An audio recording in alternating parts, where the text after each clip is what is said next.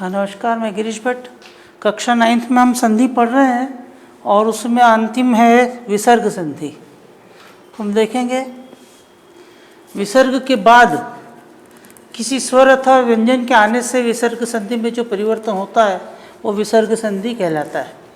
तो विसर्ग संधि के नियम: विसर्ग का श, श, स जिसमें हलंत है, यदि विसर्ग के बाद च, छ व्यंजन हो तो विसर्ग का श, ट, ठ व्यंजन हो तो श तथा त, थ का व्यंजन हो तो स हो जाता है। तो यहाँ उदाहरण में देखें, जैसे निह, यहाँ पे विसर्ग है, उसके बाद जो है वो त है, तो इसमें जो है वो स हो जाता है। निस्तेज, धनुष, धनुष टंकार, दुष्चक्र। तो आप नियम को जिस प्रकार से पढ़ेंगे, नियम के बाद उदाहरण को ठीक से देखेंगे तब वो क्लियर हो जाएगा, है ना। जैसे नमस्ते, निष्ठुर, हरिश्चंद्र, तो विसर्ग हट जाता है उसकी जगह पर। जैसे विसर्ग हटा, श लगा, विसर्ग हटा, ये श लगा ट के बाद, विसर्ग हटा, स लगा, इस प्रकार से। तो विसर्ग से पूर्व यदि अ हो और उसमें अ या आ किसी वर्ग का तीसरा, चौथा, पांचवा वर्ग या य, र, ल, व, ह हो तो विसर्ग का रूपांतरण ओ हो जाता है। जैसे विसर्ग के बाद पूर्व में अ हो, है ना, और अ या किसी वर्ग का तीसरा, चौथा, पांचवा वर्ण हो, वर्ग या य, र, ल, व हो तो विसर्ग का रूपांतर। जैसे मनोकामना, रजः गुण, रजोगुण, मनोविज्ञान, मनोविज्ञान, अधपतन, अधोपतन, तपवन, तपोवन। तो यहाँ पर रूपांतरण में ओ हो जाता है, इसी प्रकार से।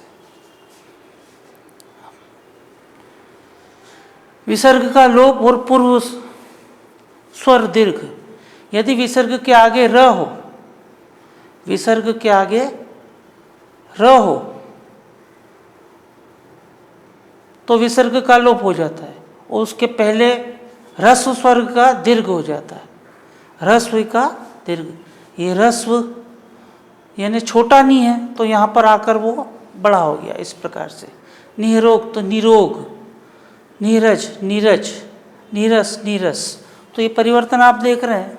विसर्ग के बाद र है तो उसमें जो है वो विसर्ग का लोप हो गया है और मात्रा जो है वो बड़ी की हो गई है, बड़ी बन गई, बड़ा स्वर बन गया है। यदि विसर्ग के पहले अ या आ हो तो और बाद में कोई भिन्न स्वर आ जाए तो विसर्ग का लोप हो जाता है। अतएव यानी अतएव। और कुछ शब्दों में विसर्ग का स हो जाता है, जैसे नमस्कार, भास्कर, पुरस्कार। तो ये छोटी सी विसर्ग संधि इसमें आपने देख लिया है, विसर्ग संधि। और सभी संधि आज यहाँ समाप्त होती है। और इसमें हम आगे देखें, पत्र लेखन में मैंने पत्र आपको ये सब्जेक्ट दिए हैं, इस पर आपको तैयार करना है।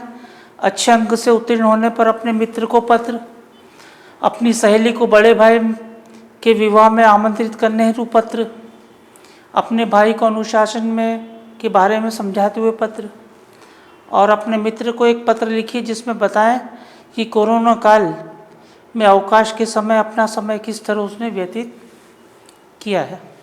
तो इस प्रकार के 4 पत्र हैं। फिर अनुच्छेद, पैराग्राफ राइटिंग अनुच्छेद होगा, इसमें निबंध नहीं है आपको 9th में। इस प्रकार से ये, जैसे ग्लोबल वार्मिंग, इसमें संकेत बिंदु दिए, अर्थ, प्रभाव और बचने के उपाय। इन 3 बिंदुओं पर आपको एक पैराग्राफ तैयार करना है 100 शब्दों का, है ना। विज्ञापन और हमारा जीवन, तो विज्ञापन आजकल हम देख रहे हैं, विज्ञापन के द्वारा हमारे जीवन में क्या क्या परिवर्तन होता है, विज्ञापन कितना महत्वपूर्ण है, लोगों को उसको के बारे में, उस लोगों पर उसके बारे में क्या प्रभाव पड़ता है विज्ञापन का, है ना। तो इसके बिंदु दिए हैं, विज्ञापन का उद्देश्य, विज्ञापन के प्रकार और विज्ञापन का महत्व। एक पैराग्राफ में सब आपको तैयार करना है। फिर विद्यार्थियों पर दूरदर्शन का प्रभाव, आजकल हम देख रहे हैं दूरदर्शन यानी कि टीवी का हमारे जीवन में क्या प्रस्तावना बताना है, मनोरंजन का माध्यम और शिक्षा का माध्यम। तो इन बिंदुओं पर संकेत बिंदु जो दिए हैं इसी पर आधारित एक पैराग्राफ आपको तैयार करना है, छोटा सा 100 शब्दों का। मैंने 8 से 10 लाइन में। महामारी कोरोना, इसके ऊपर आप अच्छी तरह से लिख सकते हैं। संकेत बिंदु दिया है, फैलाव का कारण, बचाव और सावधानियां, चिकित्सक की भूमिका। तो ये आपको दिया है, इस पे आपको तैयार करना है। पीडीएफ में आपको सभी दिया जाएगा ये सारे बिंदु, और वहाँ सर आप देख करके तैयार कर सकते हैं। देन नेक्स्ट चित्र वर्णन है। इसमें आपको जैसे चित्र दिख रहे हैं, और जैसे एक चित्र है, इस चित्र को देखकर जैसे प्लेटफॉर्म का दृश्य है, इस पे आपको 5-5 सेंटेंस लिखना है, 5 वाक्य बनाना है, जिससे ये जो है वो सफाई अभियान के ऊपर दिया हुआ है। एक ये जो गांव का सीन है जिसमें कुछ जो है वो एक परिवार कुछ अपना फल वगैरह देने जा रहा है, एक मजदूर जा रहा है, बच्चे विद्यालय जा रहे हैं, विद्यालय के ऊपर। तो इस चित्र को देख करके आपको 5 सेंटेंस लिखना है, बनाना है। ठीक है, आपको ये सब पीडीएफ में और उसमें सेंड कर दिया जाएगा। ठीक है, धन्यवाद।